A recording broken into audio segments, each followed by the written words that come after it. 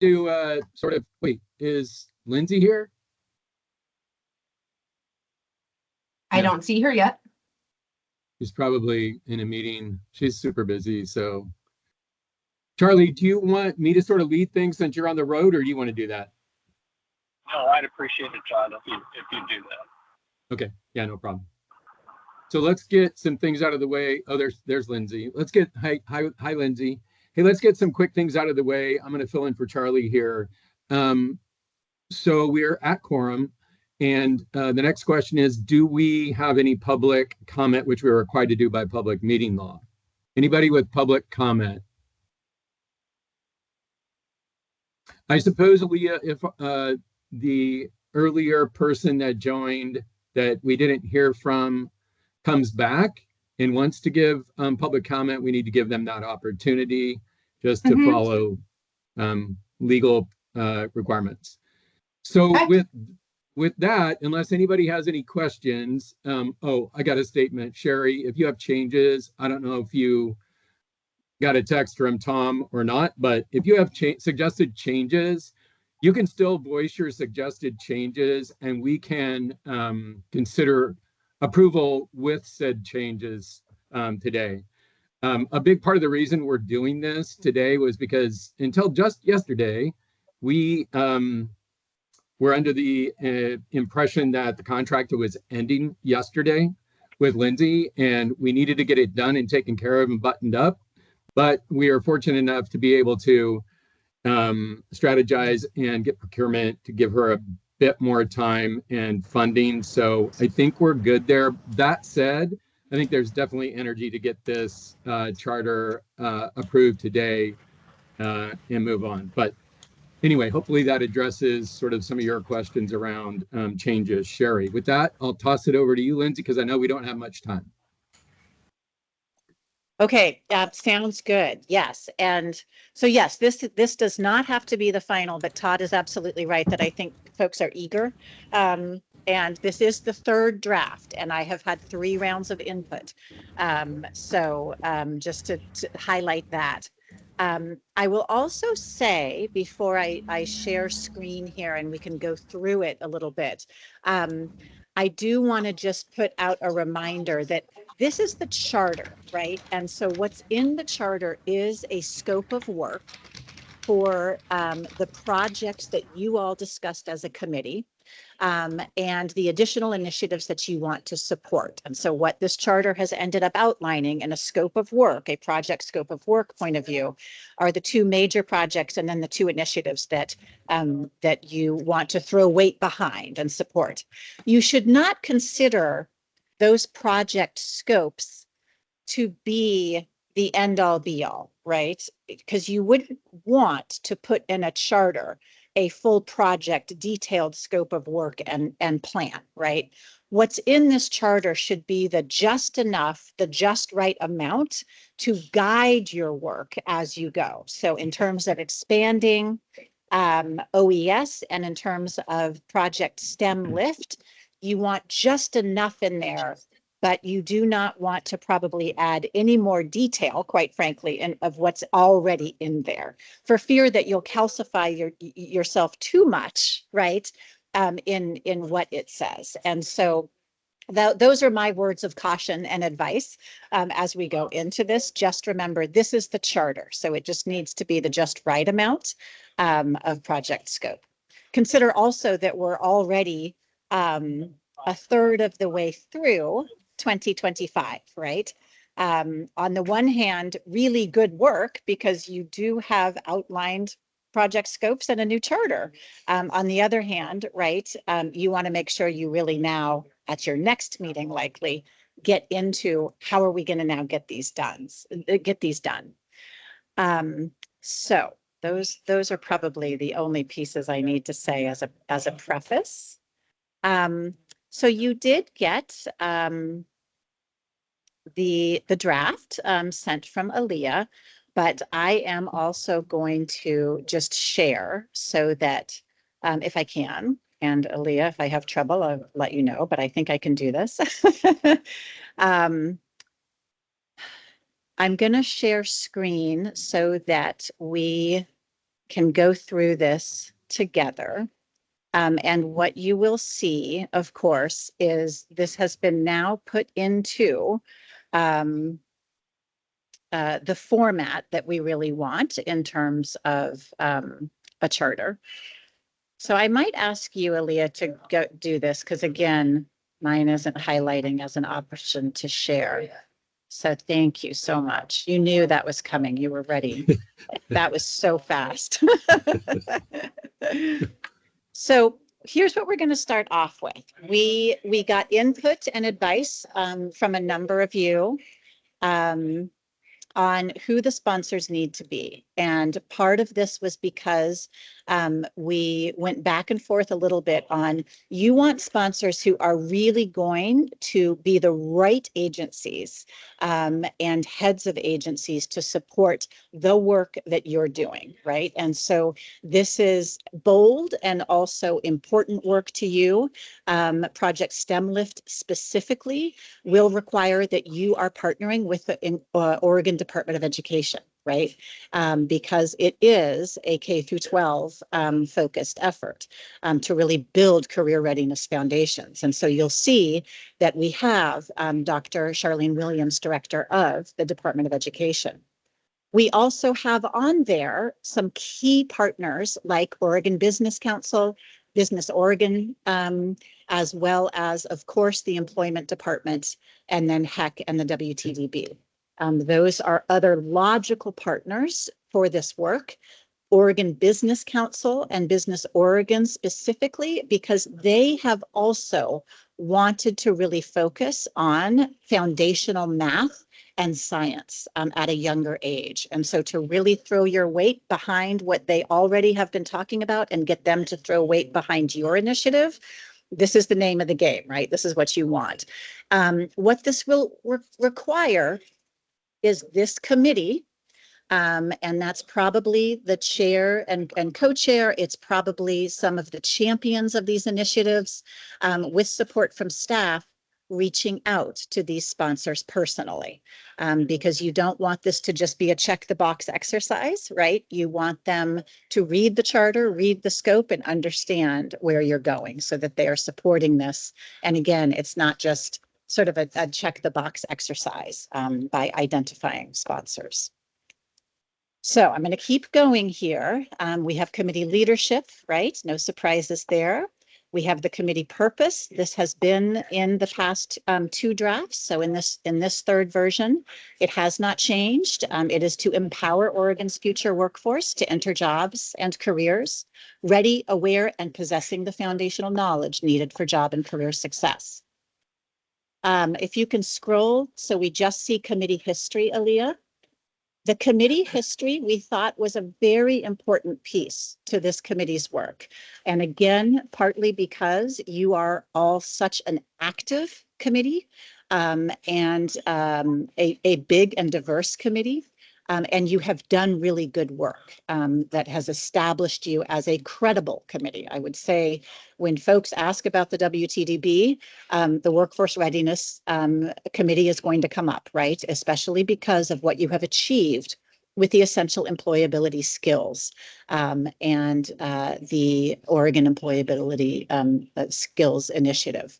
And so that history is in here because it really is the story of how the Workforce Readiness Committee really grew the roots, right? And the foundation of what you're all about. So you'll see some detailed history in there, particularly history that is relevant to you also being a networking board, right? And a board that really does convene and then make things happen based on the connections that you have, which, as you know, you as a committee have identified as one of your strengths, and the workforce board has identified as one of its strengths. So the fact that 9 community colleges used funds to make the employability skills badging framework happen, and that you have some numbers in here, 500 employability skills digital badges in the first two years. And then we get into you committing in 2025 to further expansion. It absolutely then describes that this charter shall be revised as needed at least every 2 years, right? So just like with your strategic plan for your overall board, you will want to revisit this at least every 2 years. So we'll scroll down. So we just see the opportunity statement. So this opportunity statement, I think, really stemmed from your discussion starting in February and through March and April, right? Why are we choosing to focus on what you chose to focus on? And so making sure that we're aligning with the 25-26 strategic plan. Those first 4 bullets really describe what is being strengthened and bolstered in this version of the board strategic plan. So it's the commitment to inclusivity and equitable prosperity. It's increased expectations for alignment across education and training. You can tell, right, how that's automatically going to lead into a project like Project STEM Lift, for example, a new emphasis on shared impact and accountability to customers, and higher goals for interactions, advising, and alignment with the governor's office. So again, the opportunities then that you'll see below definitely grow out of what is strengthened and bolstered in the overall WTDB plan. So the adoption of definitions of the public workforce system and the larger workforce system, right? And so absolutely leading into why we are being bold and innovative in tackling something at a foundational K-12 level with our partners.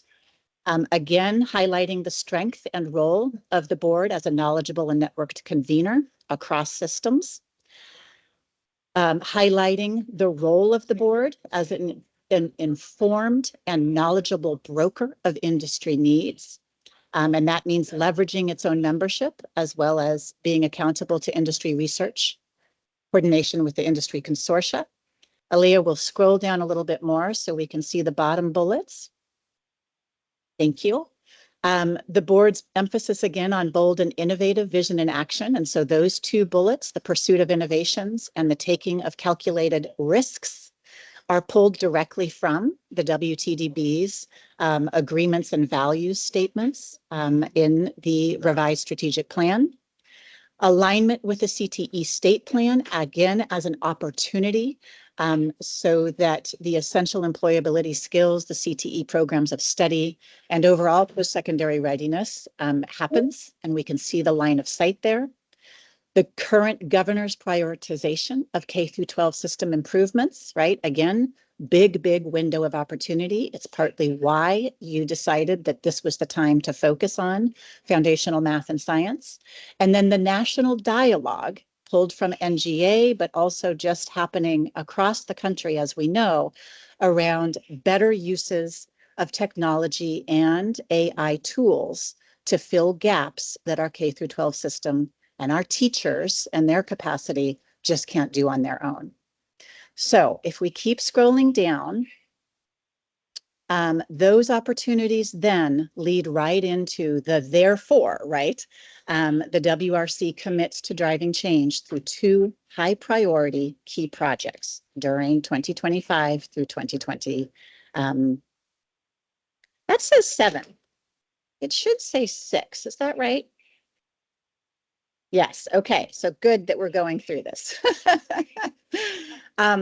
So we're calling your first high priority key project Operation Expand OES, right? And so this definitely builds on the foundations that you have already built and gets a little bit more specific with a goal, developing and catalyzing a strategy and plan to scale the use of the OES framework.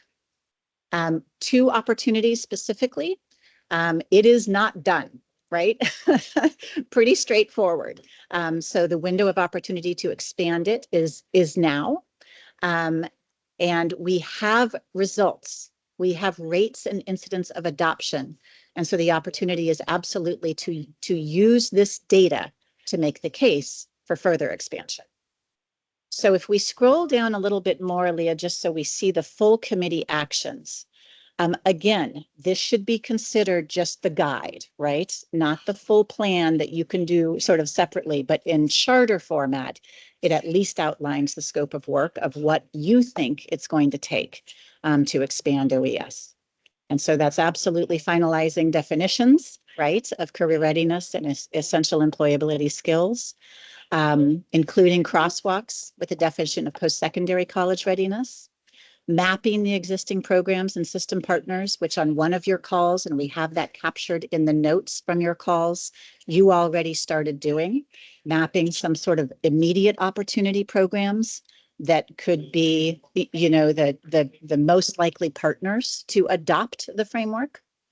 Again, making sure that we're developing strategies to support educators to implement, ensuring alignment, as was mentioned in the broader opportunities with CTE and post-secondary placement requirements, identifying and promoting dual credit and stackable credential opportunities that embed OES into CTE, using data on race, ethnicity, and language to inform decisions and strategies, seeking, engaging, finalizing either agency or braided public-private funded enterprise that provides consistent funding to support the expansion. So in terms of measurable outcomes, that last action is pretty important. And if we scroll all the way down so we see all the outcomes, if we can, there we go a little bit, there we go, perfect. The first one, securing enough funding to support and sustain. And it was suggested that we do a minimum of the next 3 program years. Securing commitments for the top 5 high impact and untapped program partners for adoption in 2025. And then project plans and funding strategies for implementation with those 5 new partners. And again, securing enough funding to support full implementation for those top 5 new partners. As I'm reading this now, we could probably condense that a little bit. It seems a little repetitive, but we get the picture. And then I'll just quickly go through Project STEM Lift. So if we go up, what you will see, similarly, we have a goal. And thanks to Venkat, this goal was sort of put together and edited and teased a little bit into what you see now. Project STEM Lift signals a comprehensive future-ready approach to turning around Oregon's STEM proficiency and workforce pipeline. It includes researching, piloting, and spurring innovation with technology and AI tools.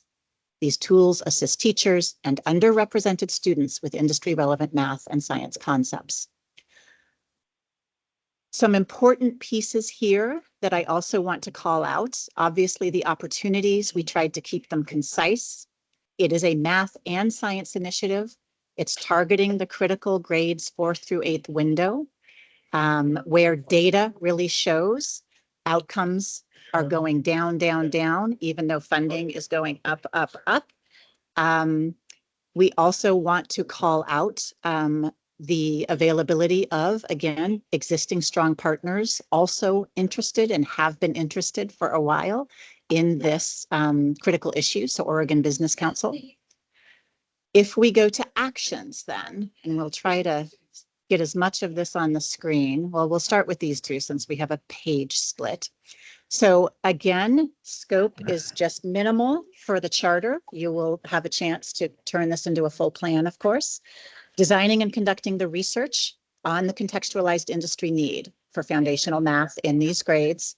So again, partnering with industry consortia where possible, aligning with data and reports we already have, and making specific connections to actual job titles and job families in high demand at entry, mid, and advanced levels.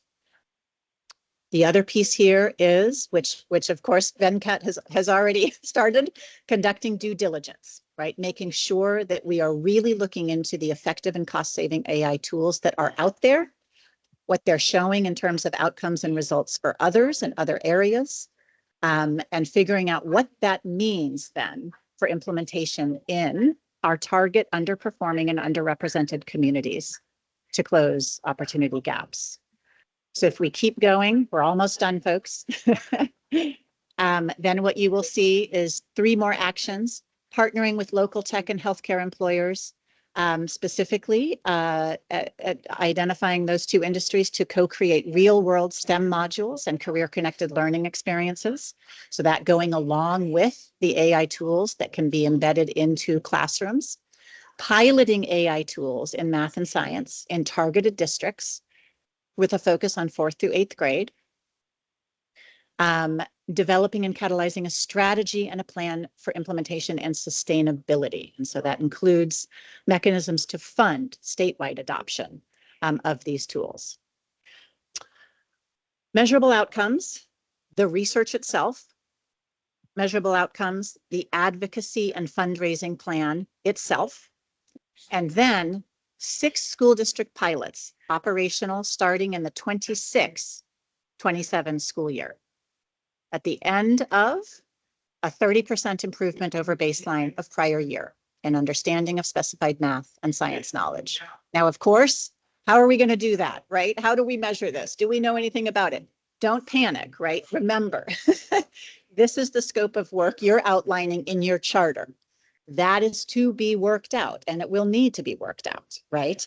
But that right now is the placeholder, and then figuring out with your partners, such as business councils, such as Department of Education, how do we actually do this in our pilot classrooms will be the question that needs to be answered.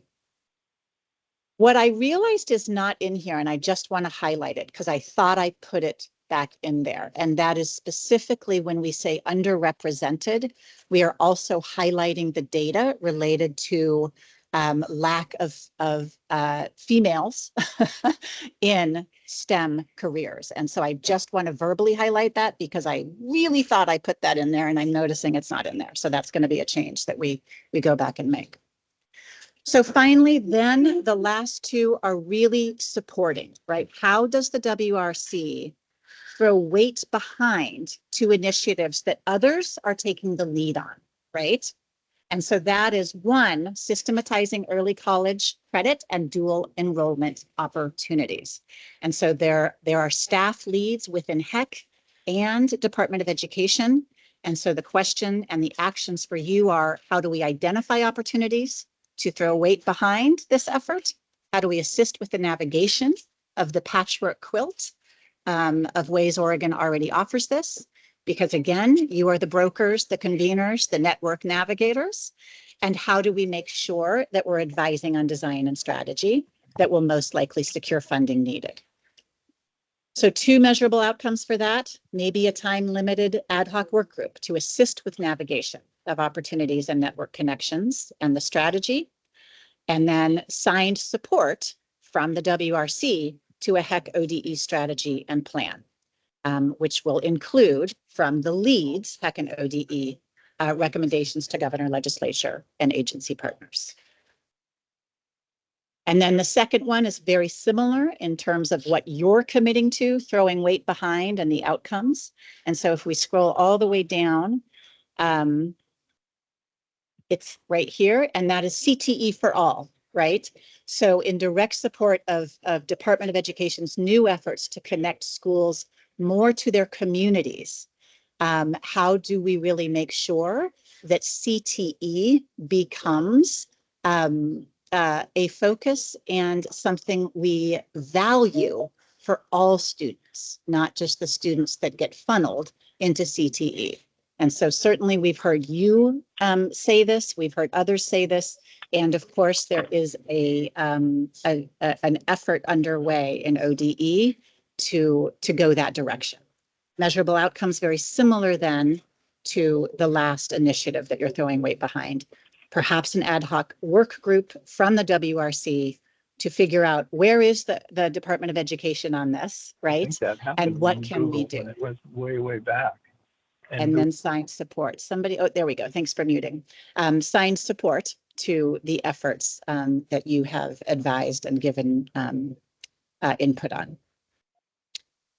We left the WRC reporting quite simple, making sure that the overall WTDB and sponsors get quarterly updates, and making sure that at the end of year, calendar year, quarterly board meeting, that there is a report on progress, challenges, opportunities, policy development, perhaps recommendations to governor and legislature out of any of the projects that you are working on. And then finally, the partners are listed again here as potential partners in any of this work. And that is the end of your charter. So it is much more specific than your last version. It is much more customized to what you as a workforce readiness committee do, as opposed to what the whole board does, if you recall from your last charter.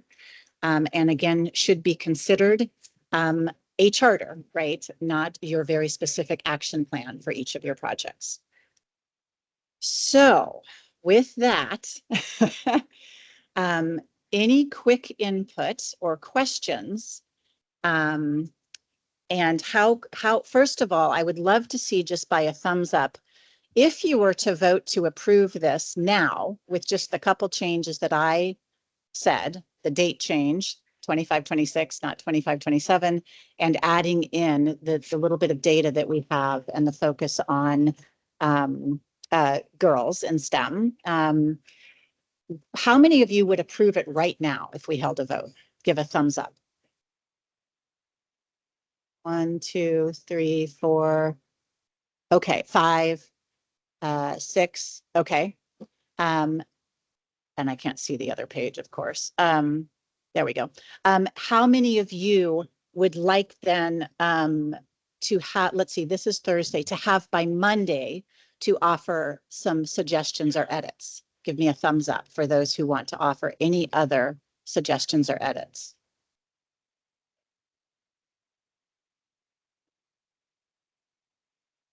Not seeing anybody who has specific edits. So let me just open it up then, and any comments or questions? Hey, Lindsay. I know that Tom Goodhue shared that Sherry Clark might have some, or maybe it was you, Charlie, if you're still there. Nonetheless, I see Sherry, but I don't see her face. Sherry, are you still here? And do you want to share what questions, comments you have? Yeah.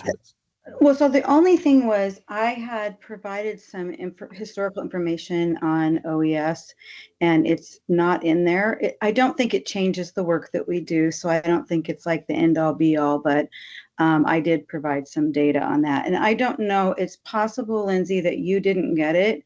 When I changed over to ODE, I have had folks the first few weeks that were saying I didn't get an email from you. So okay. It could have been in that piece, and I can go look at it. Again, as I read it, I'm like, well, I don't think it, I don't think it changes a whole lot. And then also, oddly, I did put my thumb up that I'd like more time, but didn't put my thumb up. So I don't know what's going on with that either. Oh, you didn't put your thumb up when I asked if you had further According edits? to, Or?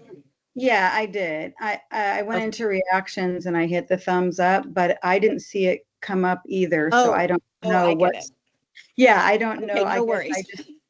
That was just a day for me to get a general sense. So no worries about that. So I just looked in my email and I don't see anything. It doesn't mean that I may have missed it. I have something from you from February, but I know that that is too old. So if you want to re-forward, or did you also copy Todd or Aaliyah on that? I really don't know, because I was in transition, so it's a little hard to say. Okay. Well, if you do, just interjecting here, Lindsay, we're at time, and we do have to follow public meeting law to approve this, which has to happen either in this format, virtually, or in person. It can't be done by email. So one other strategy that we could consider, since we have a WRC meeting coming up next week, is to go ahead and approve it, full well knowing that those listed as sponsors are upfront, are nice to have based on all the great information. And oh, by the way, thank you for this wonderful work yet again. but the information that we gathered, we have not actually shopped it with those folks and confirmed. We have a good sense that given the work that they focus on, either in their agency or organization, that they will be amenable to being a sponsor. So other than that, and those changes you noted, the date and that other little data thing around, well, not little, but data thing around women in the workforce, I think we could go ahead and approve it. And then if folks have really strong feelings, next week we have planned for the agenda, Lindsay, to review and discuss yet again and dive deeper into this and, get input from folks in terms of strategy moving forward to execute. So we could ostensibly open it back up for some, sort of final tweaks during that meeting. Yeah. How do folks feel about that? Would you like to do that? Thumbs up? Okay, seeing a thumbs up. Okay, well, I will put that in your hands then, Todd, to lead the approval process. Great. Well, does somebody want to make a motion Todd, around this is Tom. approval Tom, of good the here. charter with the changes noted by Lindsay on the date and including some data around women in the workforce and also understanding that those that we are targeting for sponsorships have yet to be determined, and that it leaves room for some final tweaks during our Workforce Readiness Committee meeting next week. So moved as noted. I'm happy to second. This is Venkat. I'll go ahead and just grab the reins here real quick. Any discussion? All those in favor say aye or give a thumbs up. Aye. Aye. Aye. All those opposed? I guess that's a nay or a thumbs down. And then anybody abstain? Okay, Charlie and Tom, looks like motion carries. Thank you so much, Lindsay. Thank you, everyone, for your involvement, input, great thinking that culminated in this terrific document. Really appreciate all of you. Todd, this is Beth. I was hoping that I could just formally say that this will be the last meeting since I've retired, and Maggie Shea, my supervisor, will be replacing me in this role. So she'll be our representative to the Work Readiness Committee, and I think you'll benefit a lot from her input. Thank you. Well, congratulations. Thanks for your contribution, Beth. This is Tom. Thank you, Tom. Thanks, Todd. Okay, Lindsay, last word. Nope, that's it. Thank you, everyone. I'm really excited about this, and I'll be transferring some of this to the overall strategic plan and scorecard as well for the board. Great. Awesome. Thanks, everyone. Thank you. Bye.